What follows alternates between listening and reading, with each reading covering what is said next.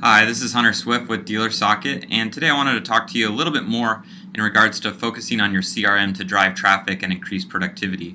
In our industry, we seem to focus on driving new traffic to the dealership, and if you look at this focus, almost every trade show I go to, majority of all the sessions, almost all the vendors out there have to do with driving more traffic to your dealership.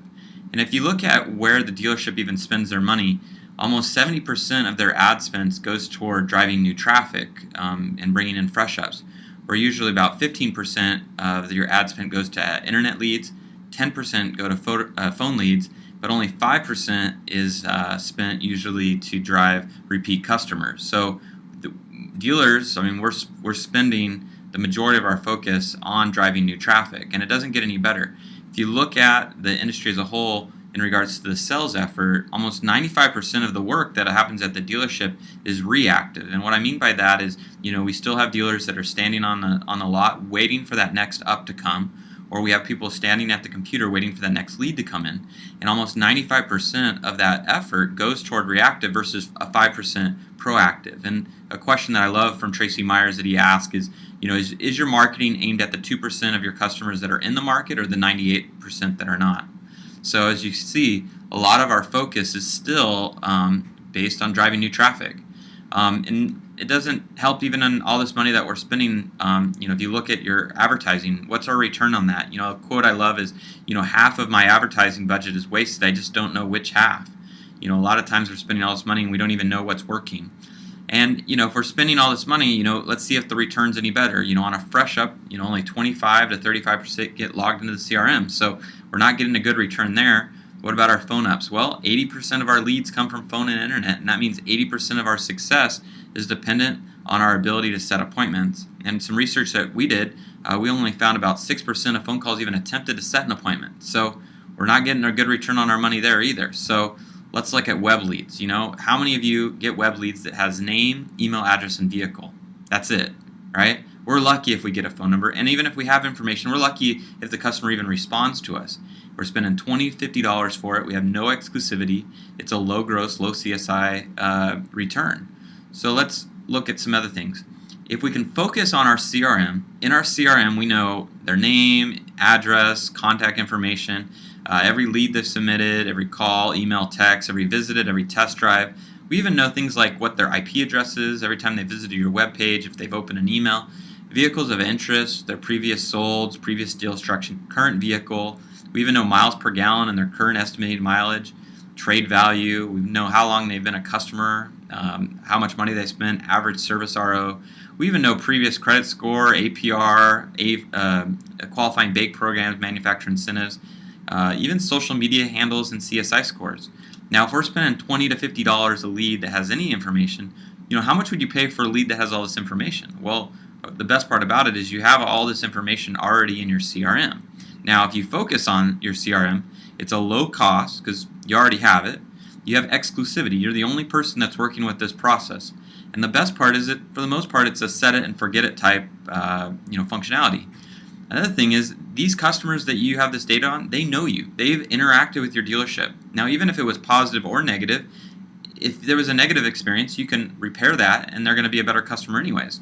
And the cool thing about the return on the focus on CRM is it's high gross and usually high CSI. So what needs to change? Well, first, you need to change how you look at CRM. You can't use the tool or the technology solely to manage customers or leads. You really need to use it to manage the relationship of the customer. And what I mean by that is you need to use it to help create the ideal customer experience for your customers and really create a customer for life. Now, if you're going to do this, you have to make sure that you're using one database to market to all your customers.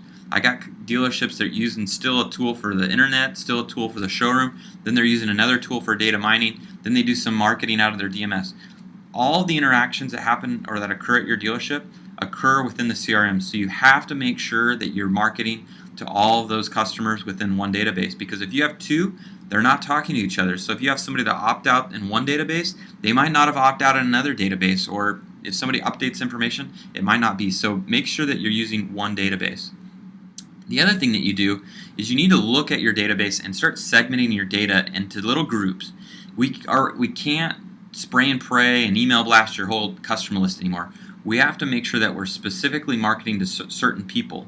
And the way that we do that is making sure that at least every single customer is enrolled in at least one campaign. Now, I like to believe in the 3 R's, the right message to the right person at the right time.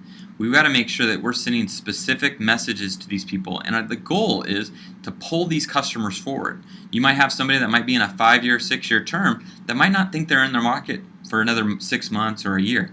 If we can send specific messages to them, we can actually pull these customers forward. Now, the way that we do this is by looking at things by trying to anticipate and create demand. What we also need to do is look at indicated interest, meaning maybe we haven't talked to somebody for maybe 6 months, or maybe it's been 2 years since we last sold them a car. If we notice anything that indicates interest, maybe they've been on your website, they've clicked on something, they've opened an email, we need to be able to look at that and be able to market to those customers and try to pull them forward.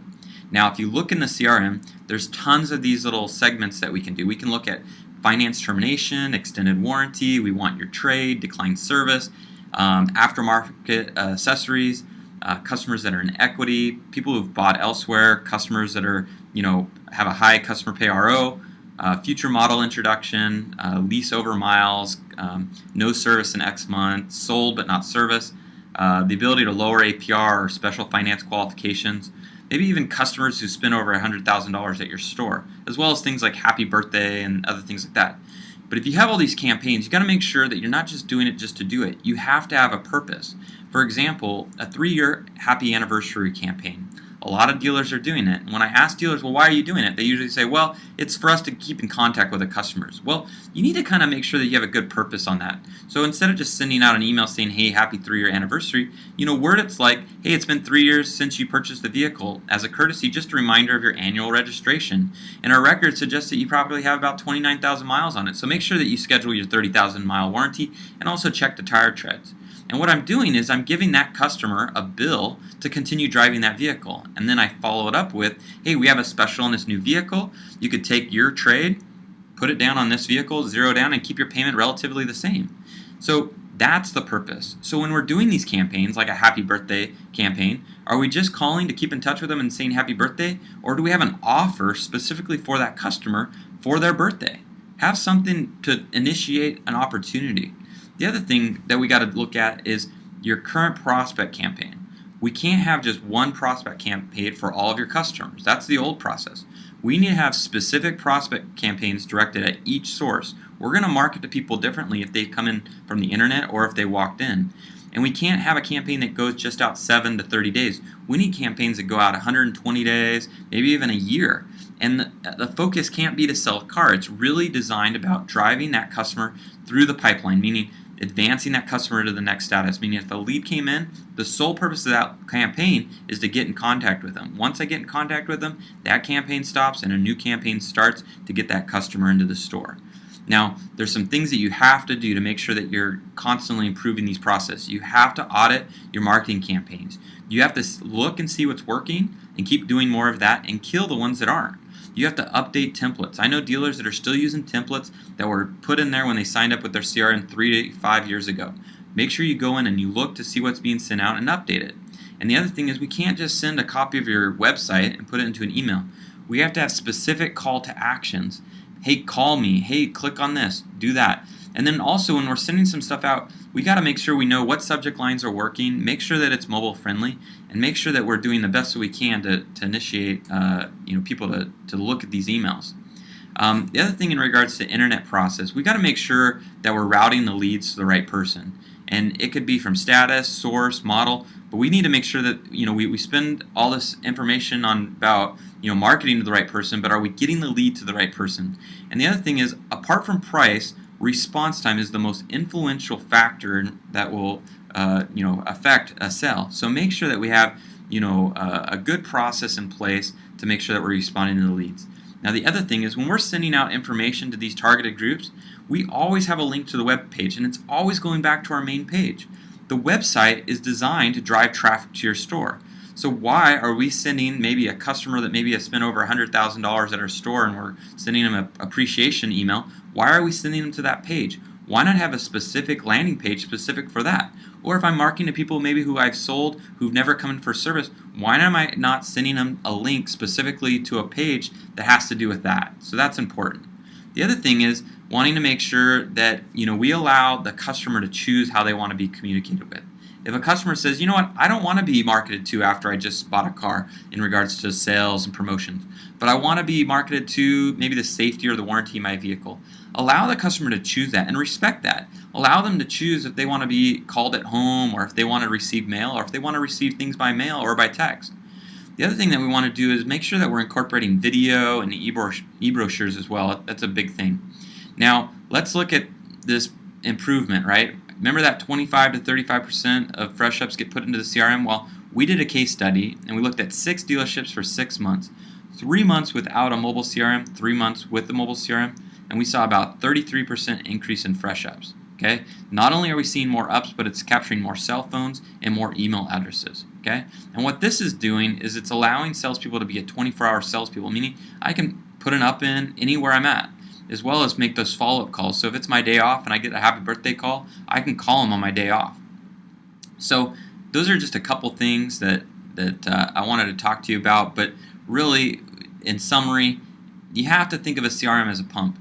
You get what you put into it. So the more effort, the more work that you do, the more you're going to get out of it. And if you can create leads from your CRM and it originates from the CRM, it's going to increase use. Instead of waiting on the lot or waiting at their computer for the next lead, if they're looking and waiting into the CRM, waiting for that next lead or opportunity from the CRM, they're gonna use it more. But it's going to require some change. I'd love to talk to you guys some more about this. Please give me a call, 949-351-3036, or email me at hswift@dealersocket.com, or on social media at hunterswift.com.